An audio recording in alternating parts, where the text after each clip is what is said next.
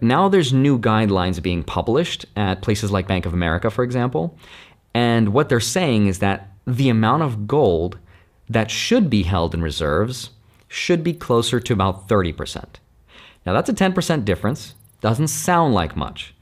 But across the entire global financial system, that is estimated to be about $2 trillion worth of new demand.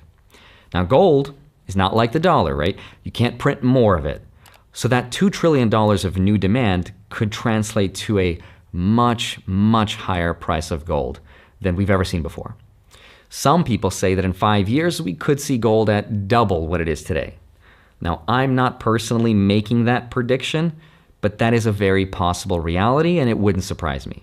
So then the question is, how will this affect investors, and specifically something like Bitcoin? So when you look at this chess game that's being played through this perspective, at least to me, it makes a lot of sense why something like gold or something like Bitcoin could have been suppressed in price for so long.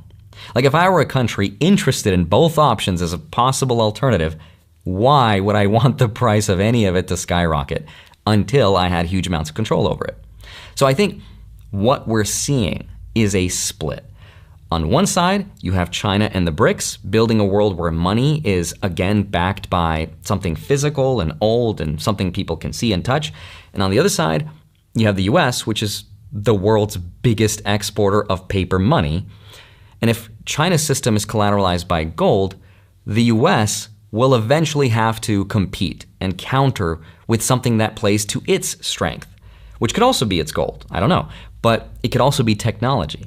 In other words, if China is pairing its currency with something like gold, then the US could one day be paired with stable coins or maybe Bitcoin. Because think about it, both give you the same purpose in different ways. Gold represents trust through time because it's thousands of years old, it's physical, it's slow, it doesn't change much. And Bitcoin represents trust through energy and math. It's digital, it's transparent, it's fast, it's borderless. It has its own advantages. China's system is about control and hard collateral. The US could also have an advantage through hard collateral, but openness. So for the first time in modern history, I think, we might be going into a world where governments have to compete for influence, for the better idea of what money is.